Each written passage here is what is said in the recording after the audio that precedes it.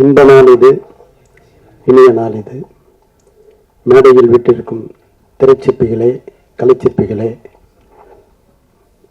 விழாவில் கலந்து கொண்டு வந்திருக்கும் நண்பர்களே, பத்திரிகை சோழர்களே, ஊடக நண்பர்களே, உங்கள் அனைவருக்கும் என் பணிவான மாலை வணக்கத்தை மகிழ்வோடு தெரிவித்துக் கொள்கின்றேன். மொத்தத்தில் என்னவோ ஒரு உண்மை இந்த விழாவில் முழு வெளிச்சம் போட்டு காட்டத்தான் செய்கிறது.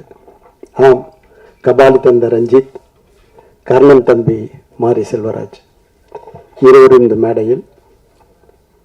இந்த நிகழ்வை உண்மையிலேயே மாரி செல்வராஜை இந்த திரையுலகு தந்த தம்பி ராம் அவர்களையும் ரஞ்சித் அவர்களையும் ஆத்மார்த்தமாக வாழ்த்துகிறேன். இந்த பாடல்கள் எல்லாம் நான் ஒரு 10 தினங்களுக்கு முன்பு தான் பார்த்தேன். என்ன ஒரு மேஜிக் சந்தோஷ் நாராயணனுக்கும் மாரி செல்வராஜுக்கும் ஒரு ஒட்டி பிறந்திருக்கிறது.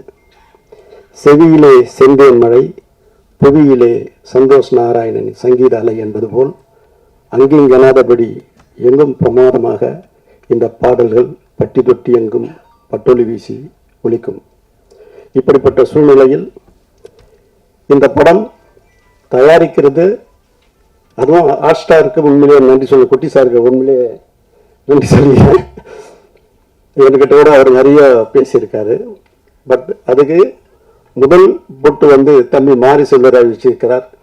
எழுதி வைத்துக் கொள்ளுங்கள், இது மிக உயரிய படைப்பாகவும் கலைப்படைப்பாகவும் வசூல் சாதனை படைக்கக்கூடிய படைப்பாகவும் உருவாகும். அதில் எல்லளவும் மாற்றமில்லை. அப்படிப்பட்ட ஒரு சூழல் இந்த படம் உருவாகி இருக்கிறது.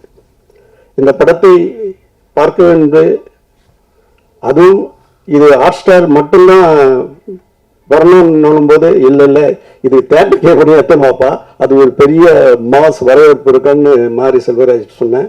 அந்த உந்துதல என்னவோ அவர் இந்த படத்தை திரையரங்கத்துக்கு எடுத்துன்னு வந்திருக்கிறாரு. உண்மையிலேயே என் எண்ணத்தை பூர்த்தி செய்த மாரி செல்வராஜுக்கு அகம் குளிர நிகழும் மகிழும் கலந்த மகிழ்ச்சியை தெரிவித்துக் கொள்கின்றேன்.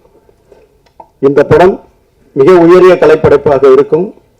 மாரி செல்வராஜை பற்றி எங்களுக்கு உண்மையிலேயே மிகப்பெரிய வரப்பிரசாதம், இந்த திரையில் கிடைத்த ஒரு பெரிய வரம், தவம் மாரி செல்வராஜ். இதுதான் என்னால் இப்பொழுது சொல்ல முடியும். காலம் உங்களுக்கு அதை அடையாளம் காட்டும் என்று சொல்லி விடைபெறுகிறேன். நன்றி, வணக்கம்.